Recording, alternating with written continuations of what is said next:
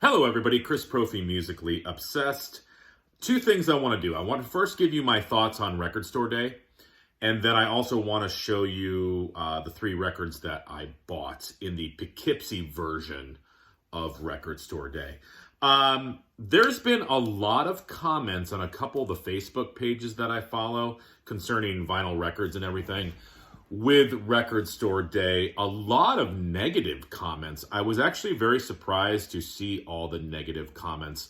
So I figured I'd weigh in really quickly on my thoughts on Record Store Day. I happen to really like Record Store Day. And the reason I like it is because it shows me that it is a community. I went to Record Store Day yesterday. I brought my son with me, so it's sort of like a rite of passage. We were standing in line outside of Dark Side Records in Poughkeepsie, New York.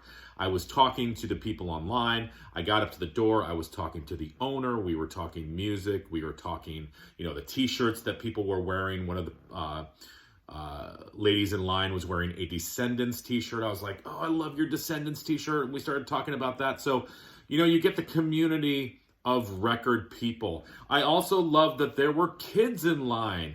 Most of them were there for the Taylor Swift record. Who cares? Taylor Swift, I like Taylor Swift. Taylor Swift is bringing people into the record store.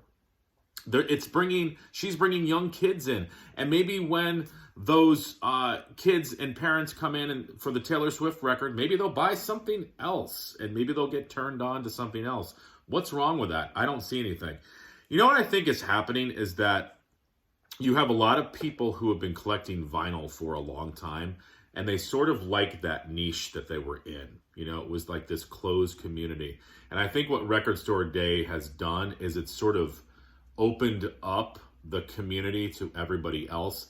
And I think that that's when people start to get a little annoyed because it's like their little club has expanded.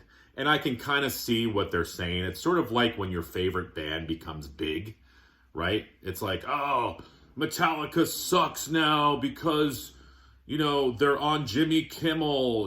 They got to go back to when Cliff Burton was in the band and blah, blah, blah, blah, blah. So I get it. But here's the thing. I look at it this way. Anything that's going to bring love for music, love for physical format, love for record stores, and the idea of passing it on to another generation, I think is cool. Are the records overpriced? Yeah. Is it kind of annoying to stand in line and then realize that you can't get the record you went for? Yeah. But then you got to think, it was also kind of fun too. And maybe you'll end up buying something different. Maybe you went in you can't get the album that you went for, but you end up picking something up that's different. So I think personally the pros outweigh the cons, but I would love to know your guys' thoughts. And real quickly, because I didn't want to make this video too long, let me just show you the three records I picked up. Excited about these two. I picked up the first two albums by Sparks. Now, I just watched a documentary on them on Netflix. I don't think it's on there anymore, about the Mail brothers and their quirky band, Sparks. As I said, they just reissued these on Friday Music. You can see it's colored vinyl. This was their first album produced by Todd Rundgren. As I said, quirky. A lot of people in the reviews are saying ahead of its time. I definitely hear some Queen in here. I hear like some post-punk stuff. I hear what eventually would become bands like They Might Be Giants. So Sparks definitely, in that sense, was influential. As I said, strange stuff. One of the bands that if you put the record on, you might say, what is this? What the hell is this? But the more you listen to it, it sort of kind of digs into your soul. So I picked up that, and I also picked up their second record, A Woofer in Tweeter's Clothing. And as I said, this is their second record. This is on Friday Music as well, Colored Wax. Check out the first tune, Girl from Germany. I love that. Now, check out, I was talking about the Mail brothers.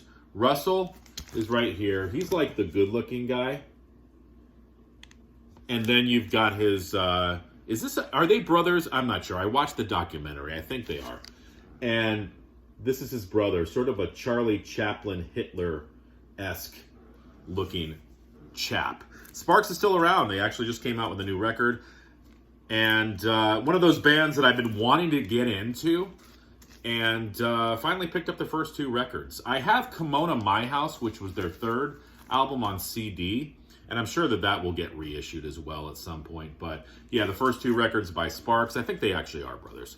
And then I also went in for this album. This is the punk band Off, led by Keith Morris of the Circle Jerks and Black Flag.